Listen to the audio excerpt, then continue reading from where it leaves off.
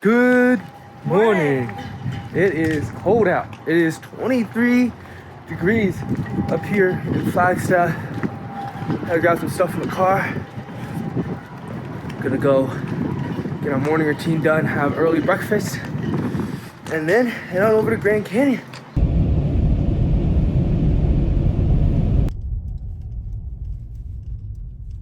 We just got here to Grand Canyon National Park and it is really cold. I think it's like 30 degrees. We got like triple quadruple layer on. I brought a beanie, Grace did not, but bring her extra jacket. She's got one of my jackets on. And then we're gonna check out the visitor center first, use the bathroom. I just got my Grand Canyon stamp for my passport book. We're at the park store right now because the visitor center is closed. First stop will be Mather Point, which has a really great view. From Mather Point, we'll take the Rim Trail and we'll have to discuss where we'll get off the trail to then take the shuttle back to the car. A cold can of yerba to start the day. Who for you?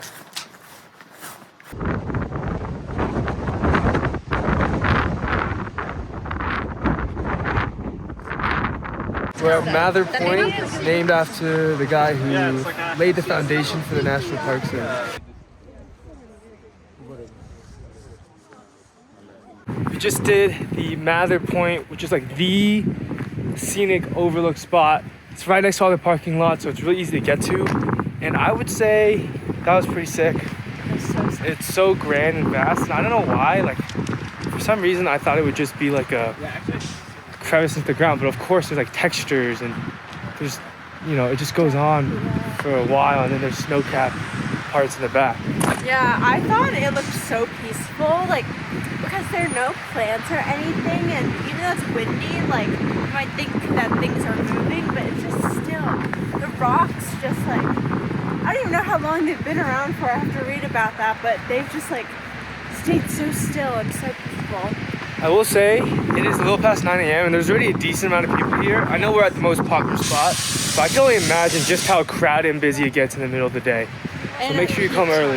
Yeah. Yes, yeah. I think the biggest hack was to come early. You get to the bathrooms faster, the gift shops faster. All these routes are pretty clear. Like, we were walking here and we like have only walked by a couple people, and the points are not too crowded.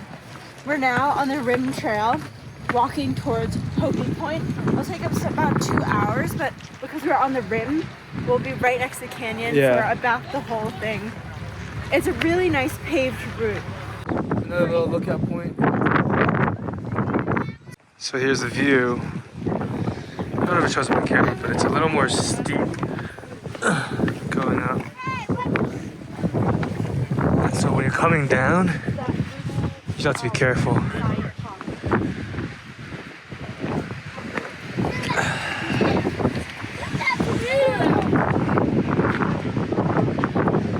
First stop on the trail is this Yavapai Museum, Point Geology Museum.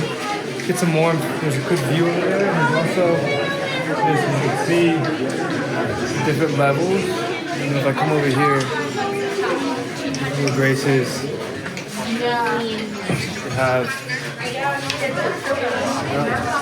along the trail. There's a bunch of rocks. I'll tell you the name, how old they are. Of course, you can touch them. Give you an idea of, you know, kind of what you can see out there in the canyon.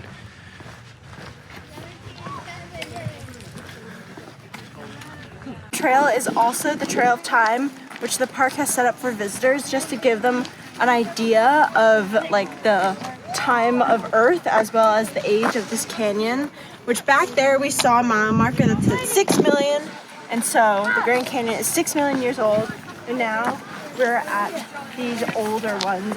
We're now at Verkamp's Visitor Center, and right next to it, there's this really cool sign that says Grand Canyon Spring Water. And typically you can just fill it up here, but right now the button doesn't work. So we'll just have to survive off of our water. I wonder if people bottle it up and sell it. Oh, Grand Canyon Spring Water. $15 a bottle. Yeah. Will de-age you, bring you youthful skin. We're at the Hopi House, which is a stop on the Rim Trail. It's a historic landmark, and it looks like they have some goodies inside. A store, be careful. Can you enter a low door? Ooh. They have lots of arts and crafts. This place is pretty big. There's multiple rooms and a second floor.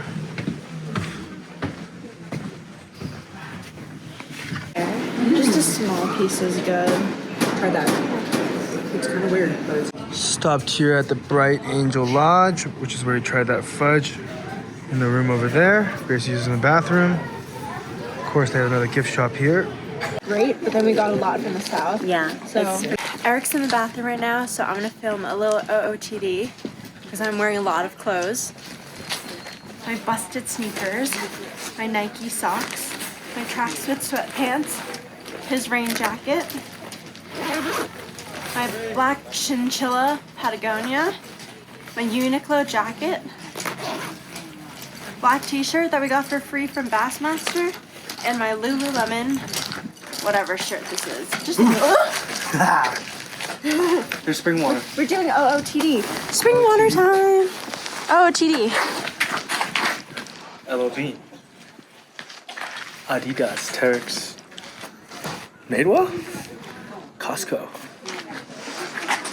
J. Crew. Boston College Bookstore. Adidas. Amazon.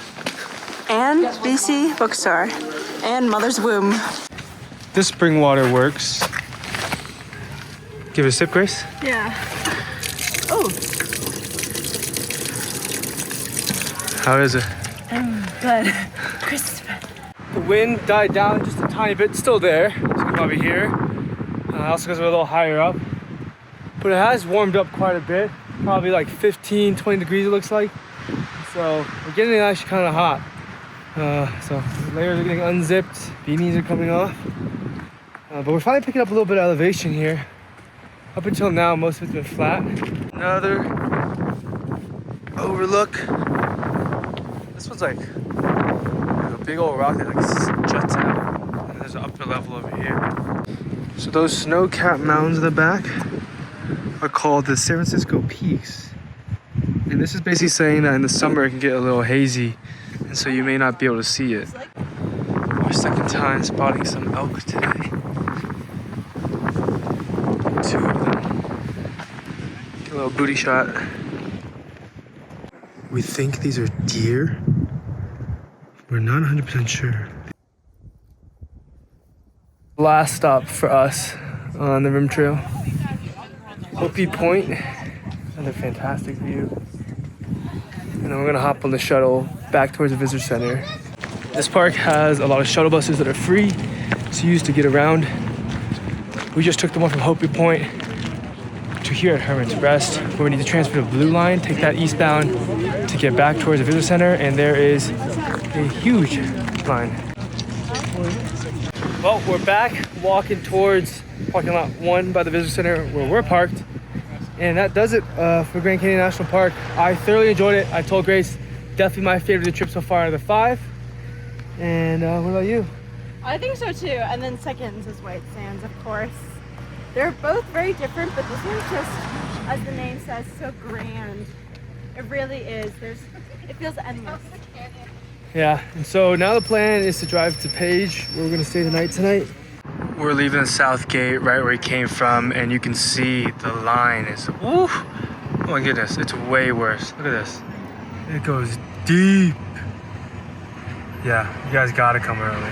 We stopped here in Tusayan, which is basically right outside of that south entrance to the Grand Canyon.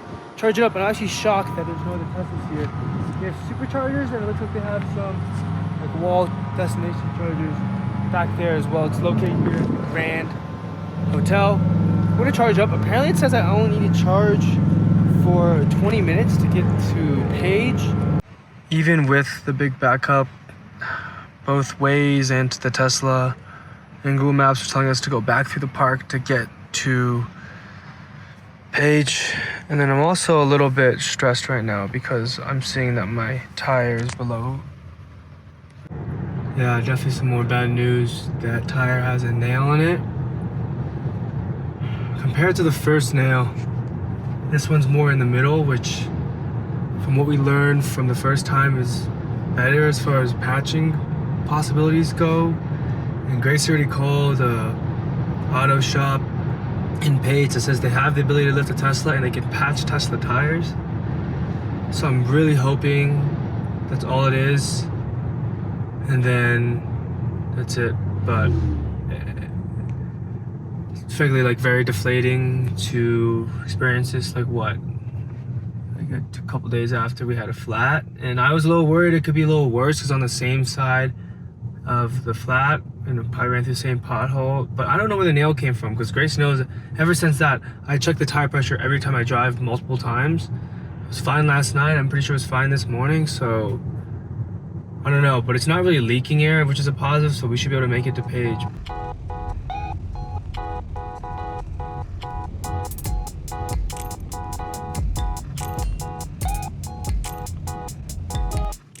We've arrived in Page, Arizona. Now at the supercharger here at Page, we're gonna go use the restrooms, charge up.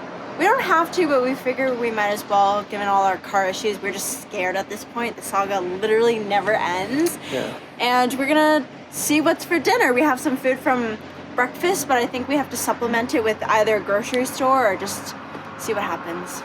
Yeah, another thing is update on the tire situation. Grace made some calls, and there's a, what's it called, Big O's? Yeah. Big O's Tire, and they open at 8 a.m. tomorrow. It's first come, first serve. So we're gonna be there at like 7:45.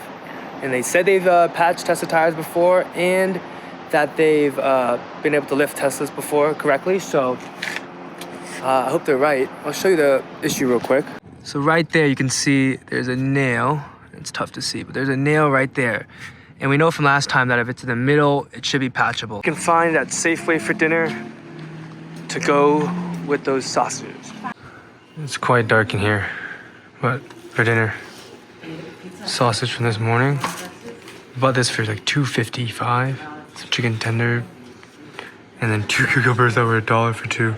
And of course, you got all the condiments and stuff. Grace is holding the light because it's mad dark in this hotel breakfast area.